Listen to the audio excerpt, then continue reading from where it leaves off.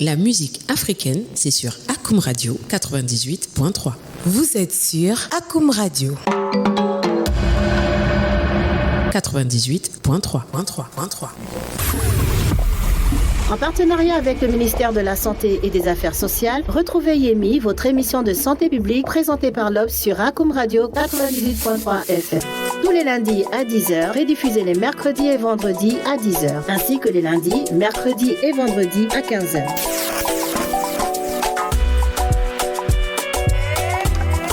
Yemi, votre partenaire de santé publique. Yemi, votre partenaire de santé publique.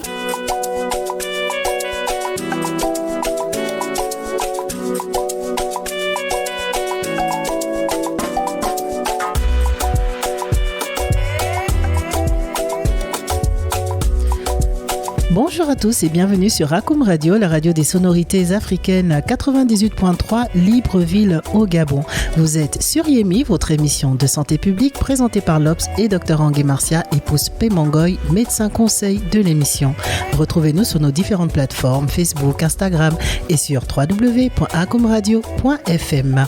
Alors, les maladies tropicales négligées, une question de santé publique, des responsabilités partagées. Telle est la thématique de cette semaine. Donc, comme vous le savez, nous dédions le mois de février au MTN. Entendez par là les maladies tropicales négligées. Donc, ces maladies qui touchent les populations les plus vulnérables dans les zones tropicales et donc qui nécessitent une action concertée de la part de tous. Aujourd'hui, nous explorons comment la responsabilité dans cette lutte contre le MTN est partagée entre différents acteurs et pourquoi cette collaboration est essentielle pour faire avancer les choses. Une fois de plus, comme vous allez le constater, Dr Angué n'est pas avec nous, mais rassurez-vous, elle nous écoute de là où elle est et nous lui disons bonjour. Mais en attendant, je reçois Dr Julienne Atsam, directrice du programme de lutte contre les maladies parasitaires auprès du ministère de la Santé. Elle nous dira tout ce que nous devons savoir sur ce problème de santé publique. On se retrouve juste après la pause jingle. En partenariat avec le ministère de la Santé et des Affaires sociales, retrouvez Yemi, votre émission de santé publique présentée par l'Obs sur Akoum Radio 98.3 FM. Tous les lundis à 10h et diffusés les mercredis et vendredis à 10h, ainsi que les lundis, mercredis et vendredis à 15h.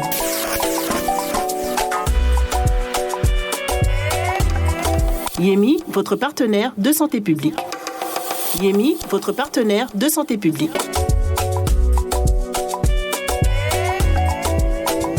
Vous êtes de retour sur Yemi, votre émission de santé publique. Alors pour mieux comprendre les responsabilités partagées dans la lutte contre les MTN, entendez par la maladie tropicale négligée, comme annoncé, nous recevons Dr Julienne Atsam, directrice du programme de lutte contre les maladies parasitaires auprès du ministère de la Santé. Bonjour docteur.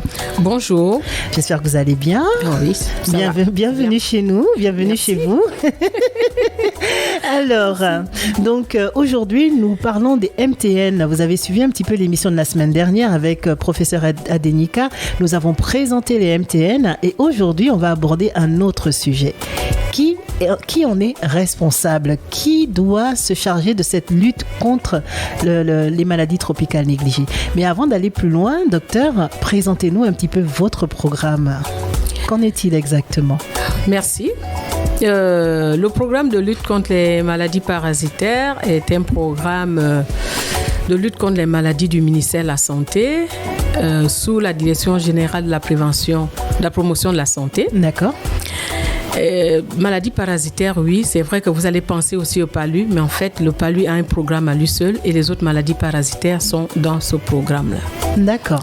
Il y a une direction et puis des points focaux des différentes maladies. Quelle est votre mission de façon générale? Alors, nous sommes donc logés dans l'ancienne hôpital d'Nkembo. Alors, la mission générale des programmes, de tous les programmes de lutte contre la maladie, c'est justement de mettre en place des stratégies de lutte nationale de ces maladies. Concevoir les politiques de ces maladies. D'accord. Élaborer des plans stratégiques pour lutter contre ces maladies, parce que c'est dans ces plans qu'il y a effectivement les stratégies à mettre en œuvre à travers les activités. Donc, les programmes ont comme travail, leur mission, c'est de mettre en place la lutte contre la maladie sur toute l'étendue du territoire. Et cette mise en place demande à ce que ces programmes effectivement élaborent des documents normatifs, mais en même temps, ces programmes doivent aller former les acteurs de lutte parce qu'ils conçoivent, ils élaborent des plans stratégiques, ils énumèrent les activités à mener, mais ces activités ne sont pas forcément appliquées, mises en œuvre par le programme. Ces activités sont mises en œuvre par les gens, les communautés, on peut dire, les gens qui sont au niveau opérationnel. D'accord. Dont les communautés et puis les autres acteurs, c'est là où en fait on va y arriver. Okay. Et donc le programme a le devoir d'aller informer et former ces acteurs pour qu'ils mènent ces activités qui vont concourir à la lutte contre la maladie ou à l'élimination si on arrive à l'atteindre. D'accord. Alors le 30 janvier dernier, la communauté internationale a célébré la journée mondiale de lutte contre les maladies tropicales négligées. Donc comme annoncé la semaine dernière, le ministère a co-organisé une journée scientifique, d'ailleurs à laquelle on a eu le plaisir de vous voir. C'était vraiment très intéressant, je ne cesserai de le dire. Donc la thématique de cette année était s'unir, agir et éliminer les MTN. Pouvez-vous nous éclairer? Donc, vous nous avez déjà présenté un petit peu votre rôle en tant que programme, mais à ce jour, qu'est-ce qui a été organisé sur le terrain, justement, en vue d'informer, agir et éliminer, voilà. Qu'est-ce qui a été proposé à la population? Alors, proposé à la population depuis que le programme est mis en place au ministère de la Santé ou pour la journée scientifique? Juste pour la journée scientifique ou pour la journée même de lutte contre les maladies tropicales négligées à la journée du 30 janvier 2024. Alors, nous avons établi un programme, justement, parce que vous allez voir que dans ce programme, il y a une multisectorialité. Enfin, il y a plusieurs acteurs parce que dans ce programme, il y avait la veille, un dépistage sur le terrain dans les communautés de la maladie. Nous avons choisi une des maladies tropicales négligées, donc la maladie du sommeil. Donc, le 29, il y a eu un dépistage au sein des communautés de cette maladie. Et le 30, nous avons tenu une réunion scientifique en dehors de l'allocution du ministre de la Santé. Réunion scientifique qui réunissait justement tous les chercheurs qui font dans ces maladies tropicales négligées.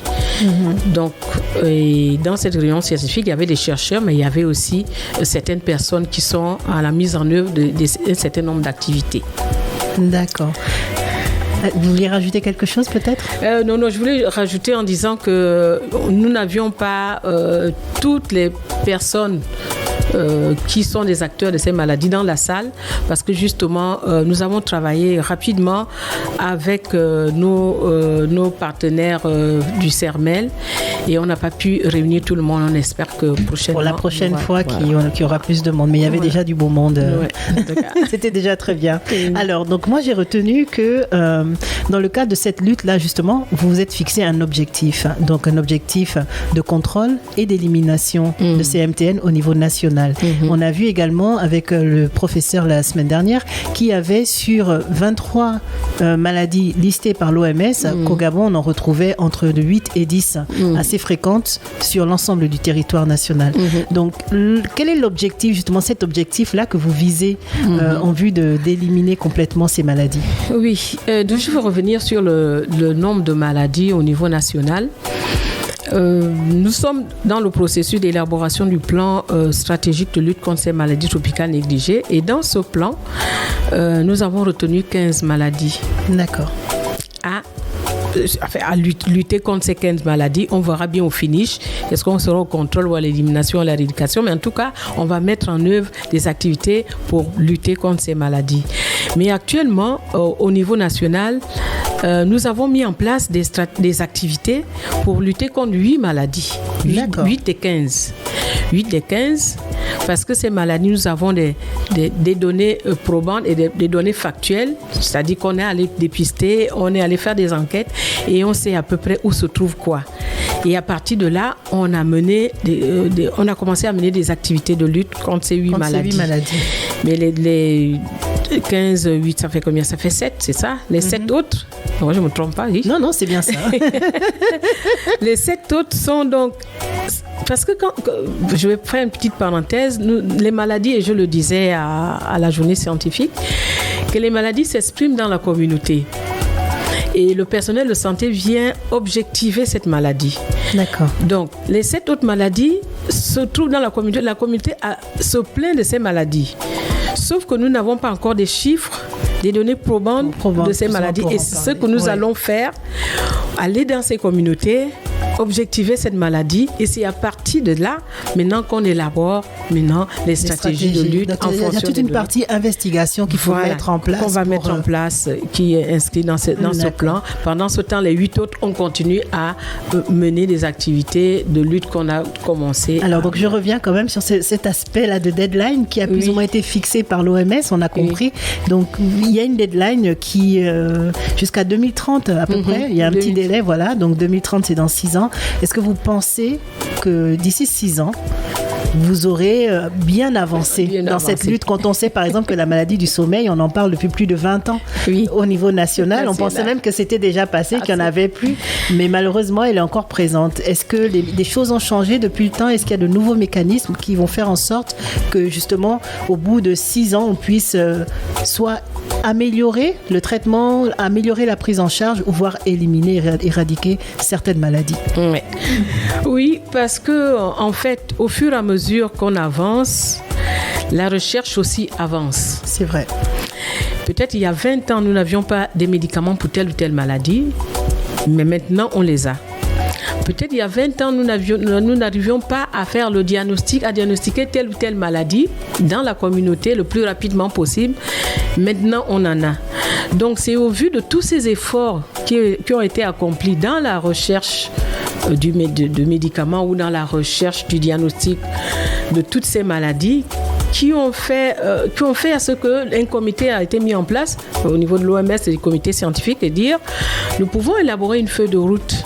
Au vu de toutes ces avancées, nous pouvons élaborer une feuille de route qui nous permettrait, en tout cas, une feuille de route qui nous permette de mettre en œuvre, de capitaliser toutes ces avancées en recherche, en découverte, les utiliser, les mettre en application et espérer atteindre la diminution de ces maladies ou l'élimination de ces maladies à l'horizon 2030 dans différents pays selon les maladies et selon les pays. Maintenant, concernant le Gabon, nous avons, comme je le disais tout à l'heure, nous sommes déjà attaqués à 8 maladies. Les 15 autres, on va chercher à les objectiver et pouvoir aussi s'attaquer. Et chaque lutte chaque maladie a sa façon de lutter. Tout à fait, il faut adapter les méthodes en fonction de ce qu'on a en face, justement. En face de ça. Et pour parler un peu de la maladie du sommeil qui effectivement avait presque disparu. Et là, ça nous ramène un peu à ce qu'on devra faire, c'est s'inspirer de ce qui s'est fait avant. À l'époque, on avait mis en place des équipes, une grosse stratégie, vraiment une grosse logistique pour aller dans les villages, parce qu'il y en avait beaucoup de personnes qui étaient atteintes de cette maladie, aller dans les villages, des équipes qui allaient dans les villages, et là nous étions un peu coordonnés par l'équipe française à l'époque, avant les indépendances. Donc il y avait la France qui était là avec les équipes médecins militaires souvent, et des équipes allaient dans les villages pour dépister cette maladie, traiter les malades, lutter contre les vecteurs. En tout cas, ils ont mis un paquet là-dessus. Et donc, la maladie a diminué, mais n'avait pas disparu. Et au fil du temps, dès qu'on a arrêté cette grosse machine, cette logistique qui avait fait à ce qu'on diminue drastiquement cette maladie, nous avons laissé presque abandonner la lutte. Nous avons dit c'est fini, c'est bon. Mais entre-temps, il y a eu une réémergence de la maladie parce que le vecteur était là. On rappelle que c'est un moustique. C'est une mouche. Une mouche, mouche tsetse, on l'appelle. La mouche tsetse, d'accord. Voilà. Et donc, après les indépendances, nous ne sommes plus attaqués à cette lutte. On s'est dit il y a d'autres priorités. Et puis au fur et à mesure, il y a eu une réémergence de la maladie, ce qui fait qu'au jour d'aujourd'hui, on a encore des cas. Il faut donc que nous nous mettions encore à refaire cette lutte. Mais avec toutes les améliorations qu'il y a depuis et les avancées scientifiques, forcément ce sera plus facile. Surtout en médicaments, parce que nous avions un médicament toxique à l'époque qui tuait même avant la maladie, et aujourd'hui on a des bons médicaments. Mais je voulais juste, pour parler de ça, de dire que tout cela est important, et la surveillance de la maladie est quelque chose d'important, pas seulement la MTN, mais toutes les maladies. En fait, nous avons souvent l'habitude d'oublier que quand on a lutté contre une maladie, après il faut surveiller. Et il y a eu une faiblesse à ce niveau, au niveau de la surveillance. Et d'ailleurs, même aujourd'hui, au niveau du ministère de la Santé, nous avons des petits problèmes pour la surveillance de la maladie. Ce qui fait qu'on est surpris quand il y a une épidémie ou quelque chose qui ressurgit. D'accord. Bon, maintenant que vous l'avez dit, je pense que vous allez mettre en place des mécanismes pour faire en sorte que ça ne se reproduise plus. Oui. Alors justement, moi ce qui m'interpelle dans tout ça, c'est qu'on retient que la maladie, c'est une maladie des personnes qui touche principalement les personnes défavorisées, dans les zones les plus reculées normalement, parce que c'est logiquement, dans la définition, c'est ce qu'on nous dit, mais dans les faits, c'est tout autre chose, on va en parler. Par contre, aujourd'hui, qui est responsable ? Ça nous emmène à penser justement comment sont partagées ces responsabilités-là. Voilà. Je voulais d'abord repartir sur la définition des zones reculées. Allez-y. En fait, effectivement, on pense qu'en ville, tout est urbanisé. Et que c'est dans des zones reculées que justement il n'y a pas d'urbanisation, il n'y a pas de voirie, il n'y a pas de ci, il n'y a pas de ça. Mais à partir du moment où les villes se retrouvent dans une situation de non-urbanisation, si on peut le dire, évidemment, la maladie bien sûr. peut se retrouver en ville. Elle y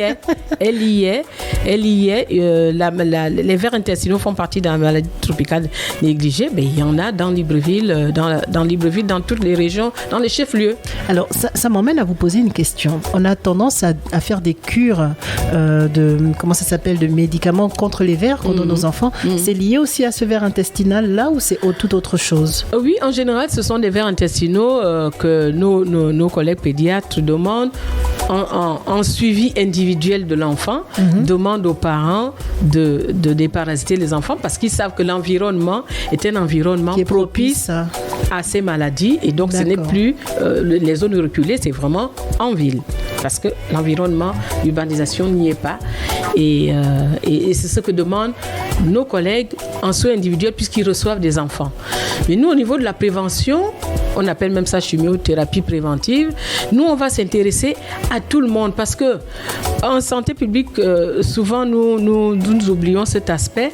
Ne vient à l'hôpital que celui qui a la possibilité de venir à l'hôpital, qui est proche d'un hôpital, qui peut prendre son taxi, qui peut payer la consultation, même s'il y a la TNAM, il y a quand même une partie qui revient à la charge du patient. Ne vient à l'hôpital que ces personnes. Et les différentes statistiques mondiales et tout ont montré que sur une population, par exemple, de 100 habitants, vous aurez peut-être 30 à 40% qui viennent à l'hôpital et les 60 autres restent à la maison, voire peut-être chez le tradithérapeute, ou bien l'hôpital est loin, en tout cas pour diverses raisons. Et nous, au niveau des programmes de prévention, on doit donner les médicaments, on cherche à donner les médicaments à tout le monde, pas seulement à celui qui vient à l'hôpital. Parce que si celui qui vient à l'hôpital est soigné, mais repart dans la communauté, trouver ceux qui ne sont malades et il y aura encore la maladie. Donc finalement, c'est un cercle vicieux. C'est un cercle vicieux. On se contamine et on se recontamine. Donc, autant aller dans les communautés. Et c'est ce que nous faisons, aller dans les communautés, inonder de ce médicament pour que tout le monde ait sa dose. Et il y aura donc plus, il faut espérer qu'à une certaine fréquence, on puisse ne plus avoir cette maladie dans la communauté. Donc, c'est vraiment ça, déjà l'activité de nos programmes. Alors, donc, revenons un petit peu sur ce côté assainissement, hygiène, parce qu'on comprend que l'hygiène, c'est la base. Hein. Ouais. C'est la base. C'est vrai qu'il y a d'autres facteurs qui rentrent en compte, les zones humides, les forêts, etc. Aujourd'hui, quel message pouvez-vous justement, quel conseil pouvez-vous donner à cette population, ces auditeurs qui vous écoutent, en fonction du lieu où ils habitent? Parce que comme on l'a dit, hein, les zones reculées, ce n'est plus que le village. Même à Libreville, aujourd'hui, on prend le cas d'Akanda, qui est pourtant une zone résidentielle, soi-disant, au sein de laquelle il y a, dans certaines maisons, pas d'eau qui coule à travers le robinet, et pour lesquelles, justement, on a les raisons pour lesquelles on a beaucoup de cuves et de forages et tout ce que vous voulez derrière les maisons. On va commencer par là, d'ailleurs. On va commencer par là, parce que du coup, on a tendance à penser que souvent, ça ne nous concerne pas. On sait que ce sont les personnes défavorisées, donc je me dis, bon, c'est vrai que c'est un problème qui existe, mais je ne suis pas tant concernée. Mais en vérité, je suis plus concernée que les autres, parce que j'ai un forage chez moi, peut-être que je m'en occupe pas bien, l'eau du coup, elle n'est pas potable, peut-être que je me lave avec, peut-être que je prépare avec, peut-être que je la bois, enfin, j'en sais rien. Et donc, du coup, ça nous expose davantage. Qu'avez-vous à dire à ces habitants des villes qui pensent être exonérés de ces problèmes de santé publique? Ah oui, vraiment qui pensent être exonérés. Oui. Non, parce que c'est la vérité. Je suis la première concernée. Oui. C'est ça. En fait, qu'est-ce que je peux leur dire? Je reviens un peu à la multisectorialité, disciplinarité de la lutte contre ces MTN.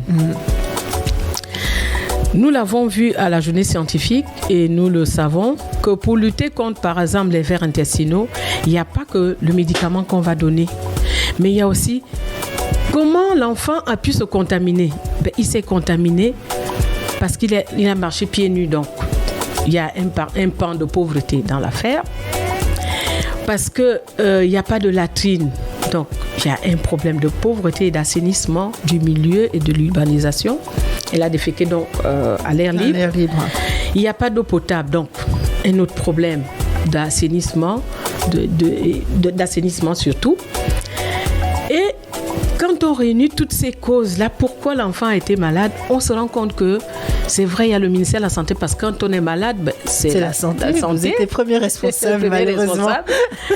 Mais si on ne veut plus qu'il soit malade, il faut agir en amont. Tout à fait. Mais en amont, il faut avoir des latrines. Il faut donc que le ministère qui s'occupe de ça s'attelle à offrir des latrines aux populations. L'habitat en général, il faut améliorer l'habitat. Donc, les conditions de vie, tout simplement. Voilà, il faut améliorer l'habitat. Tout à fait. Il faut améliorer l'hygiène. Donc, quand on améliore l'habitat, en général, l'assainissement du milieu et tout ça, il va avec cela. Y compris les déchets, etc. Donc les déchets, les voiries et la destruction, l'élimination des déchets. Tout à fait. Tout cela. Et ça amène à l'hygiène de vie au quotidien de base. Laver ses mains, laver un fruit avant de le consommer, laver les légumes avant de les cuire, ne pas surtout manger des aliments crus, essayer de faire cuire au maximum comme on le faisait dans nos villages. On ne mangeait pas des aliments crus. Donc, il y a cet aspect. Et puis, vient encore l'environnement un peu au sens large, où il y a la forêt, les zones humides, on vient d'en parler tout récemment, où c'est un milieu où il y a une multiplication, un développement du vecteur pour les maladies vectorielles, du vecteur qui va donner la maladie à l'homme. Donc, c'est tout un ensemble. Tout à fait. Tout un ensemble, et chaque département ministériel, normalement, devrait inscrire cela dans leur plan stratégique, parce que chaque département ministériel a des politiques, et tout ça doit être inscrit dans les différentes politiques et les différents plans pour que chacun fasse du sien, qu'on puisse effectivement atteindre les objectifs d'élimination de nos différentes maladies. Et surtout mutualiser les efforts pour y arriver. Et j'allais même oublier l'aspect élevage, parce qu'il y a d'autres maladies tropicales négligées où il y a l'élevage. Je prends l'exemple de la rage. Justement, la rage, parlons-en, parce que beaucoup ont des chiens, pas souvent vaccinés. Il n'y a pas que la rage. Il y a des fois, on a dans les concessions, les chiens qui vont faire leurs besoins à gauche et à droite. Un enfant peut marcher, même si on a ramassé les selles du chien, etc. Mais il faut quand même désinfecter derrière. Il ne suffit pas simplement d'enlever la crotte du chien, balayer ou mettre un peu d'eau. Je pense qu'il faut mettre du javel, il faut faire autre chose. Et souvent, c'est pas évident pour tout le monde. C'est pas évident. Et donc, ça ramène même à la sensibilisation des populations elles-mêmes à leur comportement au quotidien. Tout à fait. Au quotidien. Si on a un chien, il faut que ce chien ait été vacciné. Il faut suivre la vaccination du chien. Il faut effectivement assainir le milieu où est le chien pour que les enfants ne viennent pas. Donc, en fait, c'est hygiène individuelle, hygiène comportementale, si on peut le dire ainsi, et du milieu. C'est vraiment une éducation. C'est vraiment une éducation globale, en fait, de masse. Voilà. Et donc, nous devons nous atteler à continuer à éduquer chacun, secteur par secteur. Si c'est l'éducation nationale ou l'agriculture qui passe dans les médias, devrait continuer à sensibiliser les personnes pour que tout aille, en tout cas, que nous n'ayons pas ce genre de problème en continu. Tout à fait. Donc, on comprend que la sensibilisation, c'est vraiment un outil de base aussi. Un outil de base pour tout le monde, pour tous les secteurs, que ça soit l'énergie, que ça soit l'eau, que ça soit l'éducation, que ça soit, la sensibilisation, que ça soit l'agriculture, en tout cas, tous les secteurs doivent sensibiliser. Et j'ai vu tout récemment à la télé où le ministre du Tourisme faisait la sensibilisation un peu de la population par rapport à tous ces sites qui sont des bons sites, des sites qui pourront être des bons sites touristiques. Et effectivement, la population a un comportement à adopter pour conserver tout cela. Attirer, bien sûr. Voilà. Donc, la sensibilisation, elle est partout. Et elle va aussi, dans les échanges interministériels. Le ministère de la Santé doit faire de la sensibilisation aux différentes institutions. Tout simplement, parce que la sensibilisation, souvent on a l'impression que c'est d'une institution vers la population, alors que la sensibilisation peut aller aussi dans les deux sens. Et ça aussi, je pense que ça pourrait être intéressant. Peut-être qu'ils savent que oui, l'eau c'est la vie, l'eau c'est il faut assainir, etc. Mais s'ils n'ont pas ces enjeux-là de sanitaire, des maladies, connaissance des maladies, etc. Peut-être qu'on en fait un dossier prioritaire sans réellement que ce soit un dossier prioritaire. Et on a d'autres priorités qui font qu'au final, on se perd dans les priorités. Donc malheureusement, les MTN existent et je pense que tout le monde doit en entendre parler. Donc le ministère de la Santé, à travers vos différents programmes, je pense que vous devez aussi aller vers eux et leur présenter ces maladies en leur disant c'est de votre faute, clairement. Parce que s'il n'y a pas d'eau, parce que c'est quand même inadmissible que dans la capitale, c'est vrai qu'on a des zones qui sont défavorisées, mais qu'il y ait des latrines communes en pleine capitale, c'est quand même un petit peu compliqué encore. Donc voilà, mais j'insiste vraiment, docteur, quel conseil aujourd'hui, si on retient qu'il y a un problème d'hygiène, la population est concernée? Dites-moi comment je dois faire pour avoir de l'eau potable quand j'ai de l'eau qui sort de mon forage. Est-ce que je dois laver ma cuve? Est-ce que je dois mettre du javel dedans pour la rendre au minima en fait potable? Oui. Alors, je vais répondre à la question, mais j'étais au niveau de l'intersectorialité qui vient d'être relevée, qu'il faut que chaque secteur, je sais qu'en dehors du ministère de la Santé, je sais que les différents secteurs savent que si on urbanise, nous allons améliorer tout à fait la santé des populations. Ils ont des thématiques dans ce sens-là. Et je pense qu'il faut qu'ils pensent à améliorer, ou du moins chercher à mettre en œuvre, à appliquer, mettre en œuvre les différentes activités qui sont inscrites dans leurs différents plans stratégiques. Et pour revenir à ce qu'il faut dire, je sais que nous savons que la javel est vraiment un bon désinfectant, antiseptique, on peut le dire. Et souvent, dans certains conseils de nutrition, quand nous demandons aux gens laver les fruits, laver les légumes, mettez quelques gouttes d'eau de javel dans de l'eau. En général, pour l'eau de boisson, en général, c'est 1 centième. C'est-à-dire que si j'ai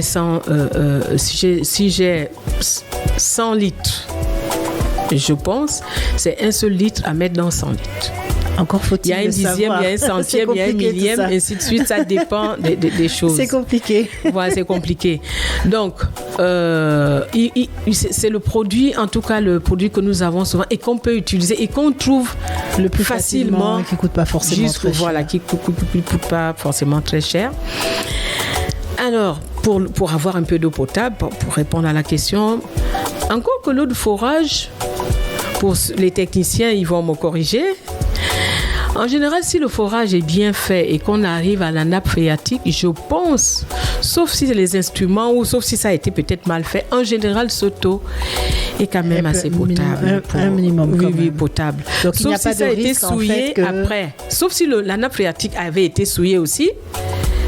Par des installations, des choses qu'on a faites, les gens ont versé des produits toxiques quelque part. Si la nappe phréatique a été... Voilà. Mais si la nappe phréatique est vraiment encore nappe phréatique sans souillure, l'eau qui part de là-bas, elle est bonne. On peut la consommer ou simplement l'utiliser pour les travaux ménagers. Voilà. Seulement, elle peut être contaminée après dans la collecte de cette eau, le récipient, les cubes, et ainsi de suite.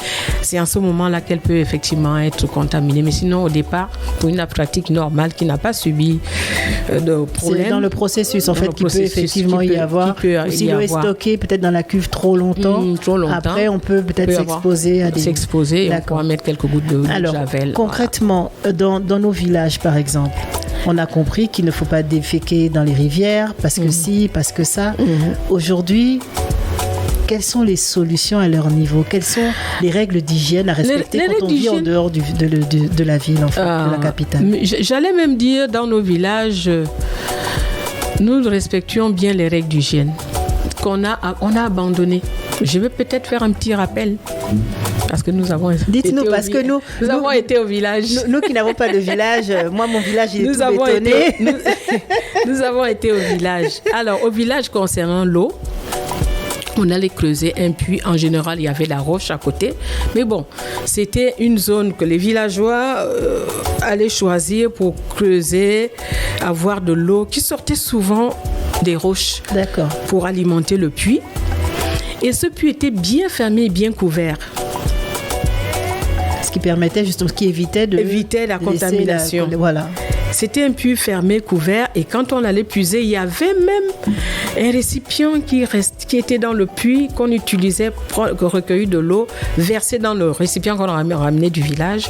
Et c'est ce même récipient qui repartait dans le puits. D'accord. Donc vraiment, ils avaient essayé de mettre au maximum la sécurité pour que ce eau-là ne soit pas contaminé et souillé.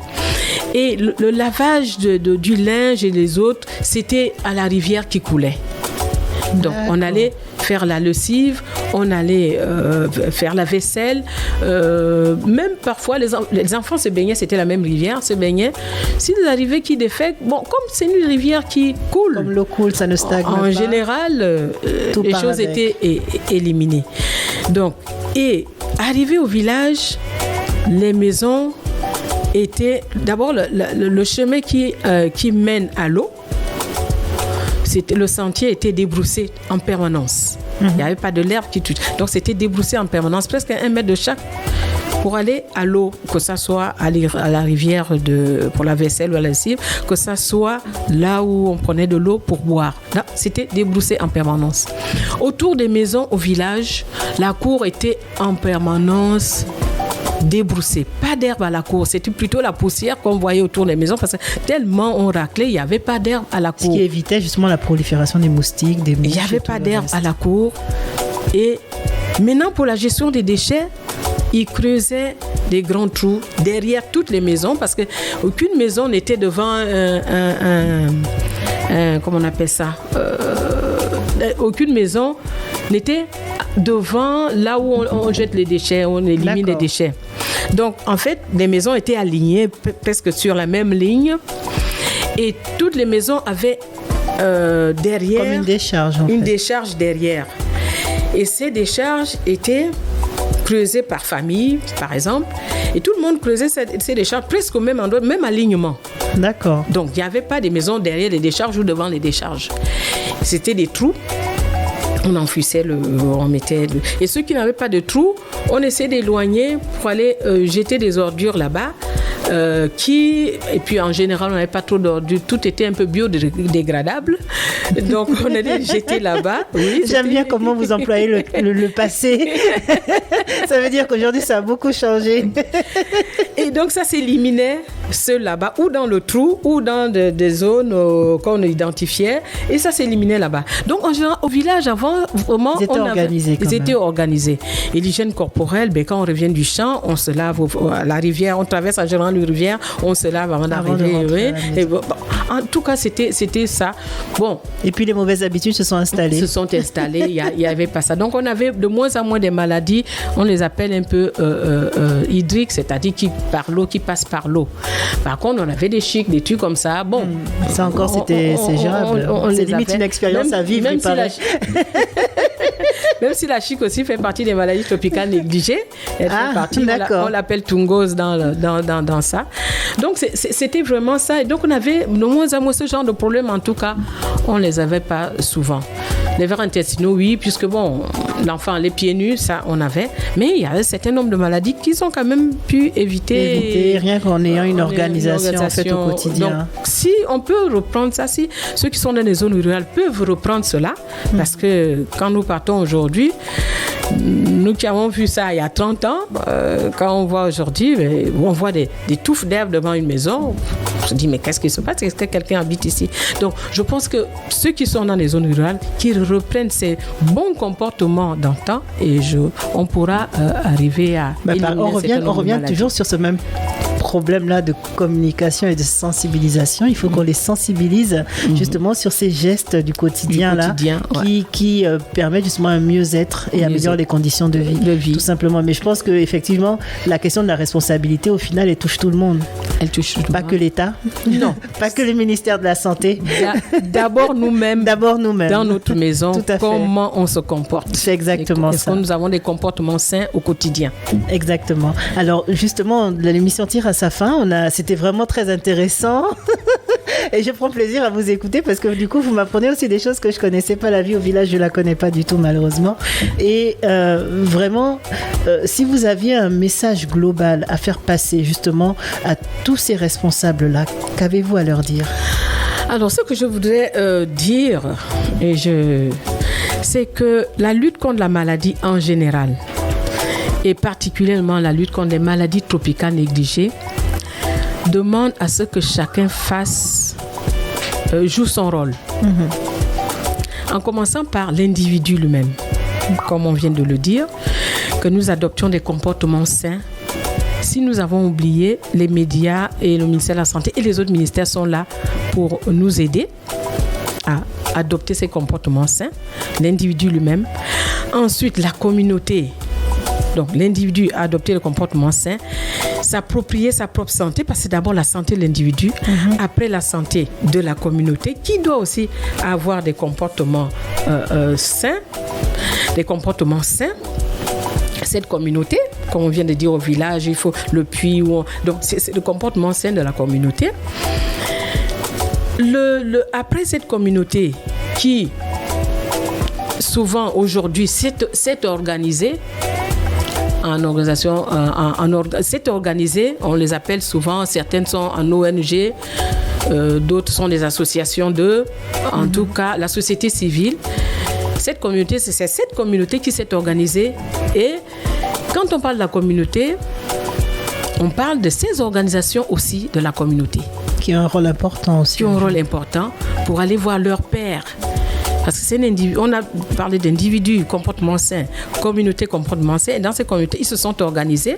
Il faut qu'ils s'approprient ces comportements sains. Cette communauté qui est organisée. D'accord. Elle peut même servir de relais aux autres qui ne sont pas organisés pour continuer à faire le plaidoyer pour ces attitudes et ces comportements sains. Donc, ces ONG et ces associations ont un grand rôle à jouer parce qu'ils sont de la communauté. C'est une communauté organisée. Donc, tout commence à la communauté. Tout à fait. Qu'ils s'approprient la lutte contre les maladies, notamment les MTN. Et après la communauté, nous montons maintenant vers les institutions. que chaque institution joue son rôle. Celui qui doit apporter l'eau, apporte de l'eau. Celui qui doit construire des bâtisses, descendre, le fasse. La santé, les structures de santé, le personnel. En tout cas, chaque institution doit jouer son rôle. Je peux vraiment m'arrêter là. Communauté, institution doit jouer son rôle. Évidemment, ces institutions ne travaillent pas... Enfin, ce sont des institutions, on a mis en place ministère ci, ministère ça, mais il y a des décideurs politiques. Parce que les pauvres, si ça ne fait pas partie des priorités, il y a beau dire, ça ne passera pas. Donc, des décideurs politiques voient qu'il faut pour améliorer l'état de santé des populations et pour lutter contre la pauvreté, parce qu'on n'a pas abordé ce sujet-là, un individu malade ne pourra pas aller travailler. Donc, il y a un impact économique. C'est vrai. Voilà. Un individu qui est au chômage, mais ne pourra pas se soigner.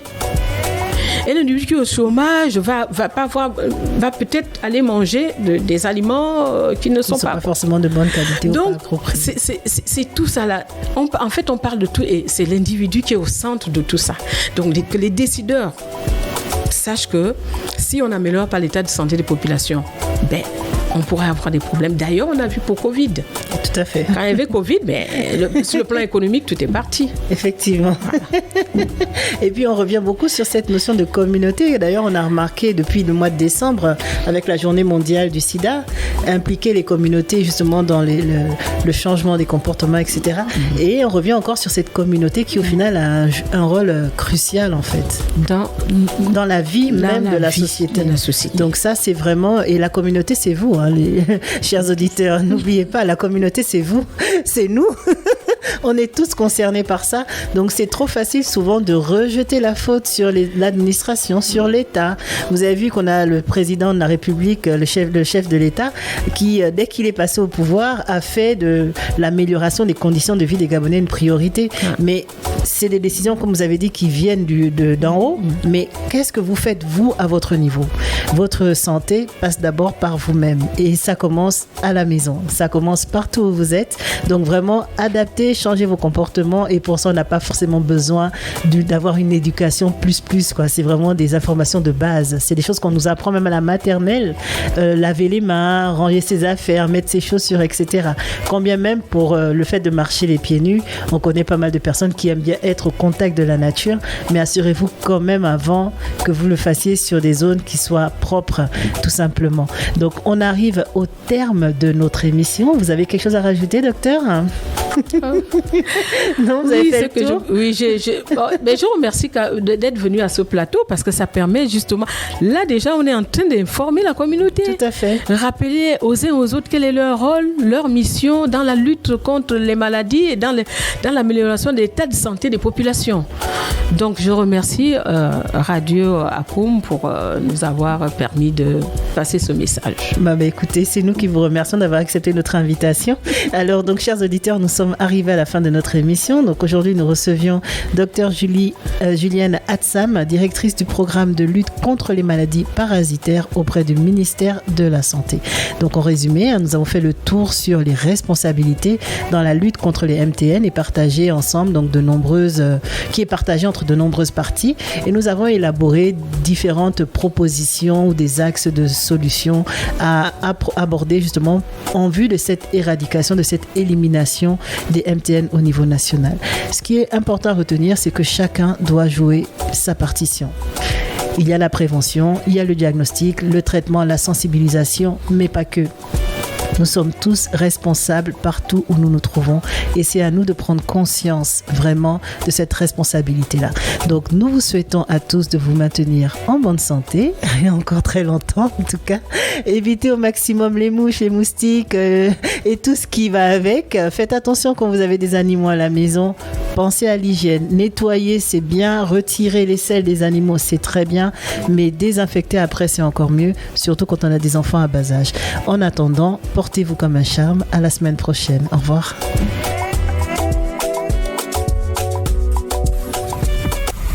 En partenariat avec le ministère de la Santé et des Affaires sociales, retrouvez Yemi, votre émission de santé publique présentée par l'Obs sur Akoum Radio 98.3 FM.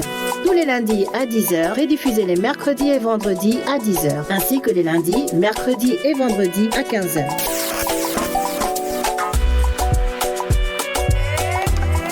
Yemi, votre partenaire de santé publique. Yemi, votre partenaire de santé publique. La musique africaine, c'est sur Akoum Radio 98.3. Vous êtes sur Akoum Radio 98.3.